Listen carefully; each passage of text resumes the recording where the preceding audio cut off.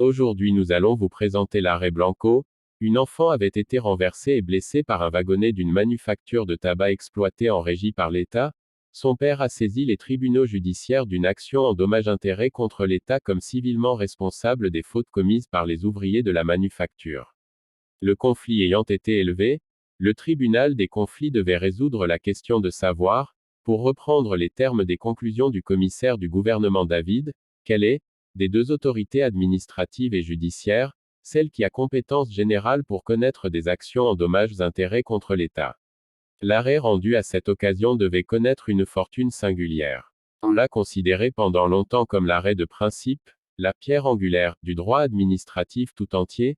Certains auteurs ont soutenu qu'il est périmé, si tant est qu'il ait jamais eu l'importance qu'on lui a prêtée. Sans entrer dans ces controverses, il faut rechercher l'apport de cet arrêt et ses limites. L'apport de l'arrêt concerne autant la compétence de la juridiction administrative 1 degré que le contenu même du droit administratif 2 degrés. Il établit un lien entre la première et le second 3 degrés. 1. En ce qui concerne la compétence, l'arrêt Blanco consacre tout d'abord l'abandon définitif du critère de délimitation des compétences fondées sur les textes en vertu desquels il n'appartiendrait qu'aux tribunaux administratifs de déclarer l'état débiteur v. Par exemple, CE 6 décembre 1855, Rothschild, Rec. 707, décision dans laquelle apparaissent déjà, à côté du critère traditionnel de l'état débiteur, les principes et les termes mêmes de l'arrêt Blanco. Seule subsiste désormais la référence aux lois des 16 à 24 août 1790 et 16 Fructidor en 3, qui interdisent aux tribunaux judiciaires de troubler, de quelque manière que ce soit, les opérations des corps administratifs de connaître des actes d'administration, de quelque espèce qu'ils soient. Ces textes sont interprétés par le commissaire du gouvernement David dans le sens que les tribunaux judiciaires sont radicalement incompétents pour connaître de toutes les demandes formées contre l'administration à raison des services publics, quel que soit leur objet, et alors même qu'elles tendraient, non pas à faire annuler, réformer ou interpréter par l'autorité judiciaire les actes de l'administration, mais simplement à faire prononcer contre elles des condamnations pécuniaires en réparation des dommages causés par ces opérations. Ainsi le service public apparaît désormais comme le critère de la compétence administrative. Dans le contentieux de la responsabilité notamment, l'arrêt et les conclusions consacrent la compétence administrative comme exclusive de toute considération de gestion privée. Le commissaire du gouvernement écarte expressément la compétence judiciaire et l'application du droit civil, alors même qu'il s'agit dans l'espèce d'une manufacture de tabac qui a une grande ressemblance avec une industrie privée, et de fait d'imprudence reprochée à de simples ouvriers qui sonnent dehors de la hiérarchie administrative. Il en sera ainsi, même si l'agent qui a causé le dommage dans l'accomplissement du service n'a pas la qualité de fonctionnaire mais est un employé auxiliaire ou un préposé de l'administration engagé par elle en vertu d'un contrat conclu dans les conditions du droit commun TC 20 janvier 1945, Duverne. Rec. 274. 2. En ce qui concerne le fond du droit, l'arrêt Blanco va bien au-delà de la question de la responsabilité de l'État. Ces considérants valent pour le droit administratif dans son ensemble. D'une part, ils écartent les principes établis par le Code civil, d'autre part, ils affirment le caractère spécial des règles applicables au service public. On peut observer l'audace du juge dans le rejet d'un code établi par le législateur. La formule peut se prévaloir de toute une tradition historique. L'affirmation n'en est pas moins péremptoire et prétorienne. Le caractère spécial des règles applicables au service public comporte lui-même deux aspects. L'un concerne l'autonomie du droit administratif, tenant non seulement à ce qu'il déroge au droit civil, mais aussi à ce qu'il constitue un système propre, avec sa logique et ses solutions. Celle-ci, et c'est l'autre aspect, sont justifiées par les besoins du service. Ainsi, le service public, qui est le critère de la compétence administrative, est en même temps le fondement du droit administratif. L'arrêt n'exclut pas toute idée de puissance publique, lorsqu'il souligne qu'on ne peut appliquer à l'État les règles valables pour les rapports de particulier à particulier, et qu'il rappelle les droits de l'État. Néanmoins, la considération du service public et de ses besoins paraît prédominer. C'est elle qui conduit le tribunal à considérer que la responsabilité de l'État n'est ni générale ni absolue. 43. Le principe de la liaison de la compétence et du fond est affirmé. Aussi bien les conclusions que l'arrêt lui-même établissent un lien direct et réciproque entre l'application de règles autonomes, exorbitante du droit privé, et la compétence de la juridiction administrative. Ainsi l'arrêt Blanco a bien marqué un tournant dans la jurisprudence administrative, même s'il n'a fait que systématiser des solutions antérieures et si certaines de ses affirmations ont été partiellement remises en cause ultérieurement. 5.2. Ces limites sont apparues en effet à la suite de décisions législatives ou jurisprudentielles affectant chacun des apports que l'on vient de reconnaître. 1. En ce qui concerne la compétence, le critère du service public n'est pas absolu, tant en jurisprudence qu'en législation. A. La jurisprudence n'exclut pas d'autres critères pour justifier la compétence du juge administratif, en particulier, l'exercice de la puissance publique, évoqué par le commissaire du gouvernement David dans ses conclusions sur l'arrêt Blanco, suffit à entraîner cette compétence TC 10 juillet 1956, Société Bourgogne-Bois, Rec. 586, y compris en matière de responsabilité, confère conseil. Cannes sur CE Sect. 23 décembre 1970, EDFC. Farsa, AJ 1971.96. Inversement, les services publics ne suffit pas toujours, à lui seul, à entraîner la compétence administrative, il peut être en cause dans un litige sans que pour autant celui-ci relève du juge administratif. Il est né ainsi en cas de gestion privée d'un service public. L'hypothèse avait été esquissée dans les conclusions sur l'arrêt Blanco. L'État propriétaire, l'État personne civile capable de s'obliger par des contrats dans les termes du droit commun, elle allait être développée dans les conclusions du commissaire du gouvernement Romieux sur l'affaire Terrier CE 6 février 1903, et consacrée dans l'arrêt du 31 juillet 1912, Société des granites porphyroïdes des Vosges pour le contentieux contractuel. Et, contrairement à ce que préconisait David en 1873, elle a été développée dans le contentieux de la responsabilité extra-contractuelle, notamment pour les services publics industriels et commerciaux, dont les litiges relèvent en principe des juridictions judiciaires TC 22 janvier 1921, Société commerciale de l'Ouest africain *. À cet égard, si le service des tabacs et allumettes constituait à l'origine un service public à caractère administratif, en ce sens CE Sect. 12 novembre 1937, Dame Garnero, Rec. 928, Sect. 27 mai 1949, Blanchard et Dachary, Rec. 245, sa transformation en entreprise publique, sous forme d'établissement public industriel et commercial en 1959, de société en 1980 puis son transfert au secteur privé en 1995 n'ont plus permis de lui appliquer la solution de l'arrêt Blanco. La gestion privée de services publics peut tenir non seulement à leur objet mais à leur attribution à des personnes privées.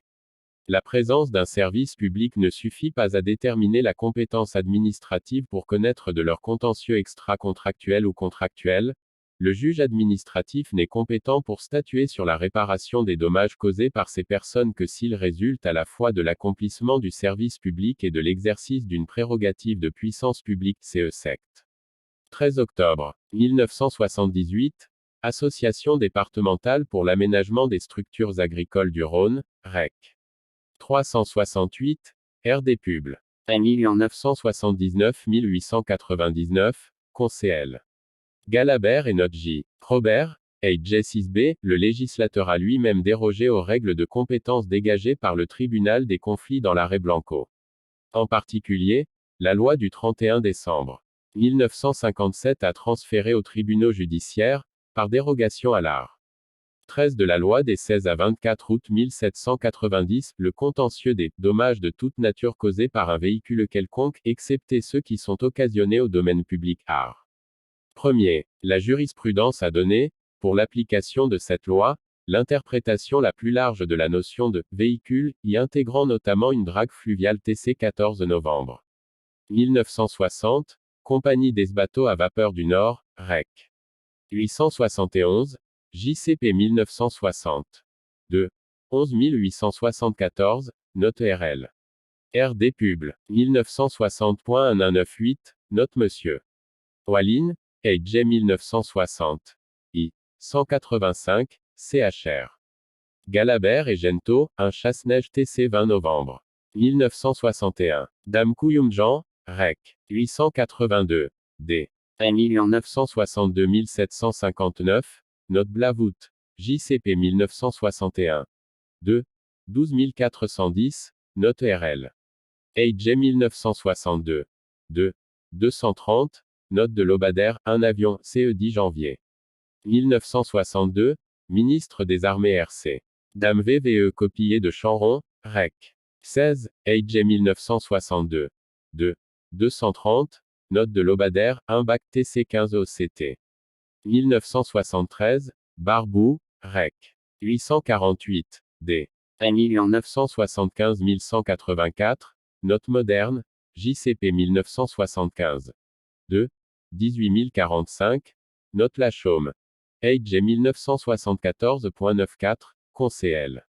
Bréban, une charrette à bras, CE 25 juin 1986, Madame Curtol, Rec. 177, LPA 9 décembre 1986, p. 22, Conseil. Lasserre, AJ 1 986 653, note J. Moreau, un engin de chantier TC 12 décembre 2005, France Télécom C.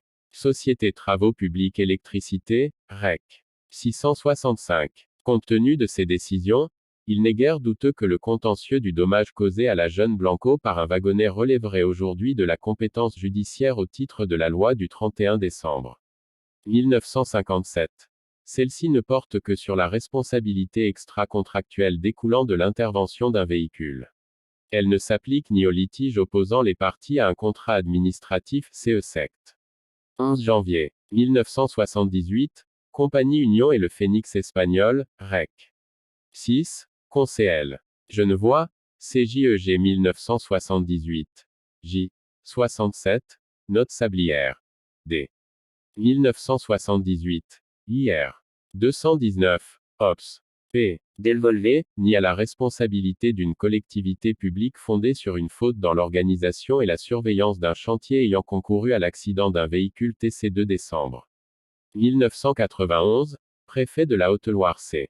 Tribunal correctionnel du Puy-en-Velay, REC. 481, ni au recours de l'administration contre son agent qui a causé l'accident de véhicule par ex. CE 6 août 2008, Mazières, REC. 919, JCPADM. 2008.2302, com. J. Moreau, V. Nozops, sous l'arrêt du 28 juillet 1951, la ruelle astérisque ni aux questions étrangères à la responsabilité.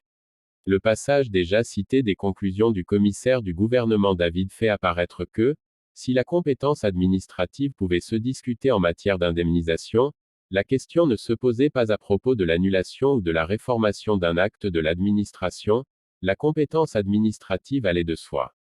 On trouve un écho de ces conclusions dans les décisions du Conseil constitutionnel du 23 janvier 1987 et NO 89 à 261 DC du 28 juillet 1989 V.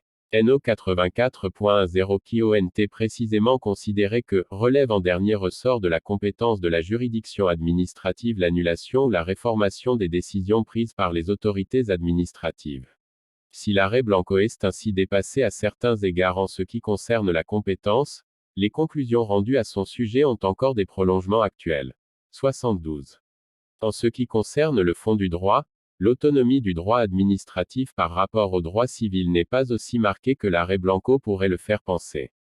Tout d'abord, il arrive aux juridictions administratives de faire expressément application d'articles du Code civil, non seulement ceux qui sont propres à l'état des personnes, au statut des biens, aux successions et donations, voire le cas échéant aux personnes publiques par exemple. Pour l'arbitrage, art. 2060, mais aussi d'autres qui ne sont pas spécifiques des relations privées. Tantôt il en est fait une application directe, naguère ancien art. 1153 et 1154 sur les intérêts moratoires et compensatoires et leur capitalisation, CE 4 mai 2007, Société Sapiba Guyane, REC. 197, AJ 2007.1231, CHR. Lénica et Boucher, CMP 2007211, Note Eckert, DA 2007, NO 117, Note Ménéménis AR. 1641 sur la garantie des vices cachés, CE 24 novembre 2008, Centre hospitalier de la région d'Annecy, DAFE accent aigu VR. 2009, p. 22, Note F. Melleret, RJEP mars 2009, p. 23, note Brenet Art. 2277 sur la prescription quinquennale, CE 29 octobre 2012, Société France Télécom, REC. 746. Tantôt sont appliqués seulement les principes dont s'inspirent ces articles, naguère rares. 1792 et 2270 relatifs à la responsabilité des constructeurs CEAS. 2 février 1973, Tranois, REC. 95, Conseil. Rougevin-Baville, AJ 1 973 159, Note moderne, CJEG 1973. J. 258, Note le Galcher-Baron, Ancien art. 1152 relatif à la modulation par le juge des pénalités de retard, devenu art. 1231 à 5 CE 29 décembre 2008, Office public d'HLM de Puteaux, REC. 479, BJCP 2 9123 et RJEP mars 2009, p. 25, Conseil. D'Acosta, AJ 2 9269, Note JD. Dreyfus, ACCP mars 2009, p. 66, Note Le Tellier, CMPFE accent aigu VR. 2009.24, Note Eckert, JCP ADM. 2009.2050, com. L'Inditch quitte à abandonner la référence au Code civil, ainsi désormais pour les principes qui régissent la garantie décennale des constructeurs ce 15 avril 2015, commune de Saint-Michel-sur-Orge, REC. 151, AJ 2015.1819, Note J. Martin. Car, dans tous les cas, c'est le juge administratif qui décide s'il y a matière à appliquer le Code civil ou ses principes.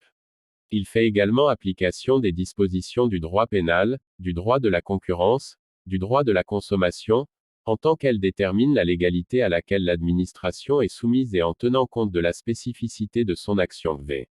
CE 6 décembre 1996, Société Lambda astérisque, 3 novembre 1997, Société Million et Marais astérisque, Enosops.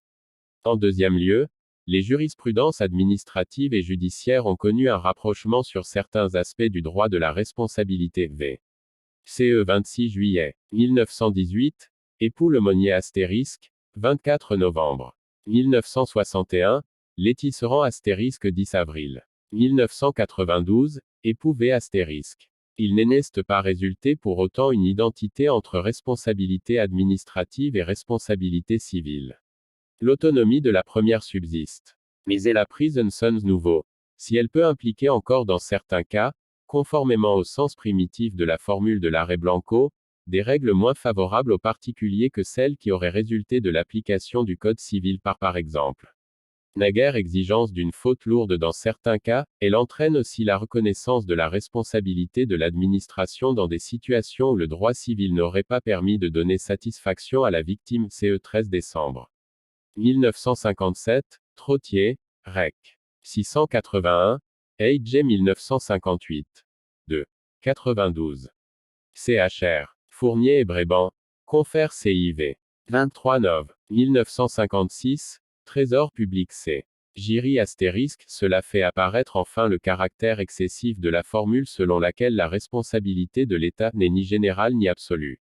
Certes, l'administration ne répond pas sans condition des dommages qu'elle cause. Mais ces conditions ont été aménagées de telle sorte que les administrés trouvent dans la responsabilité administrative une protection efficace contre l'administration et ses agents, comme en témoigne notamment l'admission de la responsabilité de la première pour les fautes personnelles second CE 26 juillet 1918, Lemonnier astérisque et le développement de la responsabilité sans faute CE 21 juin 1895, CAM, 30 novembre 1923, Quitea astérisque, 14 janvier 1938, La Fleurette, 22 novembre 1946, commune de Saint-Priest-la-Plaine, 30 mars 1966, Compagnie Générale d'Énergie Radioélectrique astérisque. 83. La liaison de la compétence et du fond n'est pas absolue. Certes, il a parfois suffi au législateur de modifier les règles de compétence pour déterminer par là même le droit applicable au litige en cause. Décret-loi du 17 juin 1938, repris aujourd'hui par l'article L.